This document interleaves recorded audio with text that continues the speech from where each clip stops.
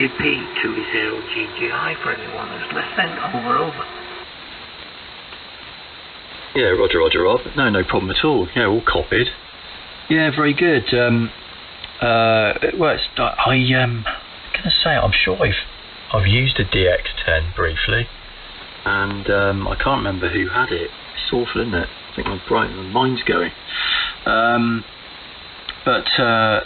Yeah, well, as I was saying, I got that. I was going to fit the 7100 in. I've got a Ford Ranger, and there's like a recess behind the gear stick area. I was going to stick it in there, and I didn't want to, drill holes in what was already there. So I thought I'll 3D print something. I'll design and 3D print something, and well, initially I thought, okay, I'll scan it. I've also got a scanner. This is going to be a long story here, but anyway, I failed to scan it properly. It was just absolutely awful. So I thought I'm going to have to draw that up. I'm not quite sure what I'm going to do now, but that's why I was sort of, messing around trying to sort it out. But I was just going to stick a 2 and 70 SEMS antenna on a mag mount to begin with. I hadn't even thought about HF antennas or anything. So I've still got to plan that. But yeah, I've got the mag mount cable. The power cable. I even got a tool to sort of feed the cable, pierce the can't remember what it's called. So the fire, I can't remember what they call it. Anyway, there's a grommet in there, and you sort of have to pierce a hole in it, feed the cable through. Got all of that, and never finished it. So got another unfinished project. I've lost count now of how many I've got. I think.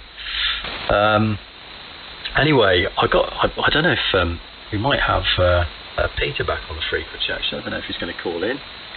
But are you popping in for a chat there, Peter? GW1KGR, M0KEP. Yeah, very good evening, Tim, and good evening to you, Rob. 2E0GGI. Yeah, I was just being nosy, checking you out on QRZ like you do, Rob. So very good evening to you, Rob. Evening to you, Tim. Yeah, so Tim, I'm touching wood here now, but looks like my intermittent fault has been sorted out. It's the preamp. So I don't know what's wrong with that. Maybe a valve on the way out or something, because I've got the TL Audio classic Pento, a preamp, so yeah, I might have to have a look at that. But yeah, I've got a Focusrite ISA 2 back in line now, and I haven't had an intermittent fault. That said, I've spent some hours on it today, Tim. It's been driving me mad. I had a new lead arrive today from the Golden Maxima to the radio, so I put that in, thought, right, okay, it'll be fine. And then it happened again. I took every single lead out the rack, sprayed it with Deox spray, wiped it clean, refitted them into each and every bit of equipment, and thought, oh great, it's gone. And then it happened again.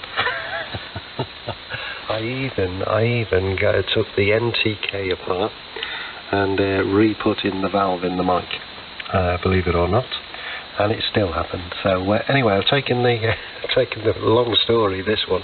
I bet you wished you'd never asked me in, Tim. Anyway, a long story short, I've taken the preamp out of line, and it looks like it's disappeared. Anyway, there we go. Yes, so I'm here.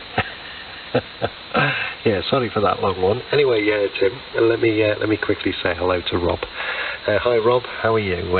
This is Pete, Golf Whiskey 1 Kilo Golf Radio, and I'm in sunny Holywell, North Wales. Over. Oh, you're not far away from me, and I do apologise, Pete. Yeah, I've got the Golf Whiskey 1 and I've got the Kilo, and then I picked the mic up and totally lost the plot. So there we go. You're 5 and 9 plus about 15 to 20 over, much the same that Tim is as well. And I've got two call signs down for Tim as well. I hope it's KEP anyway, but there we go.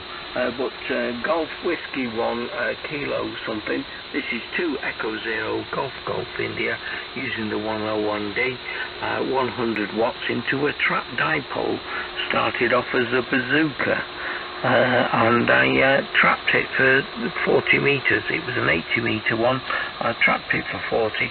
It works very well without a tuner, without a column or anything, virtually straight into the rig. So hopefully the 100 watts is doing the business. Microphone back to you, Pete. Over. Yeah, no worries, Rob. Well, you're coming through here really well, actually. You're 9, just under plus 20 dB here, so it's a pretty good signal. And I think you said I'm coming through the same as Tim. So the same as Tim, but better. I'm sure you meant that, didn't you? That's what you meant to say, Rob. Sorry. I'm only joking. And the call sign that I've only had I'm on my second beer, Rob, so I've only had 2, so I shouldn't be tripping up like this, but the call sign this side, Golf Whiskey 1 King George Radio, KGR, and as I said, Holywell, just up on the North Wales coast, Rob. So good to hear you, mate. I've heard you quite a number of times on the bands. I'm not sure whether we've spoken. I think we may have spoken briefly at some stage, maybe under an old call sign of mine. It might have been under Mike Whiskey 7 KGR, but I don't know. Heard you many times. So good to speak to you anyway, Rob, brother. Yeah, I know that part of Wales quite well. I used to work at the big bus that flies in the sky, a factory not far from you, and there we go. And we probably have worked before. I've not got QRZ. Well, I've just put QRZ up, but I've not typed any call signs in yet. I'm not sure whether I've worked Tim before either. So there we go. And I don't want to hog it, but cracking signal. You peaked 20 over, and Tim's peaking 20 over. You're both a constant 15 with me, but occasionally you peak the 20 over. So there we go. And I'm running 100 watts into this trapped bazooka antenna that was for 80 meters originally, and I put the coaxial traps in. Everyone said water gets into traps, and well, when I did the soldering on the joint, I covered most of them with shrink wrap. The shrink wrap, or whatever you call it. You put the heat gun on it, but I put a slither of glue in there, and hopefully that's sealed them tight. I've had no problems so far, but it's only been up probably 12 months. No, it's not been up 12 months yet. So it's so I'm quite pleased with it. It's given me some very good results from all over the place, to be honest. So there we go. Anyway, I think put the microphone back to Tim. Have I got your call sign right, Tim? M0KEP 2E0GGI for the record. Over. Yeah, Roger, Rob. You've got it absolutely spot on. Yeah. So your confusion is resolved. Do you know what, we've worked many times, Rob. I was just looking at how many times we worked. I think it was 70. I can't remember if it was 17 or 19. I counted now.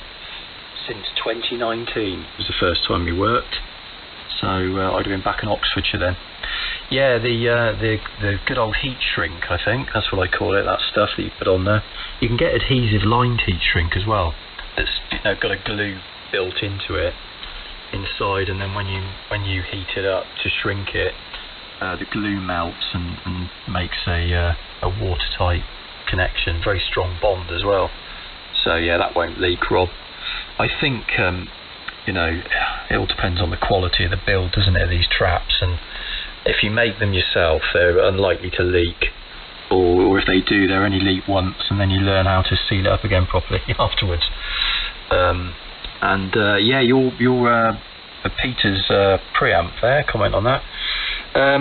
What a pain, isn't it? I wonder if you've tried reseating the valves in the preamp, or whether you're comfortable doing that.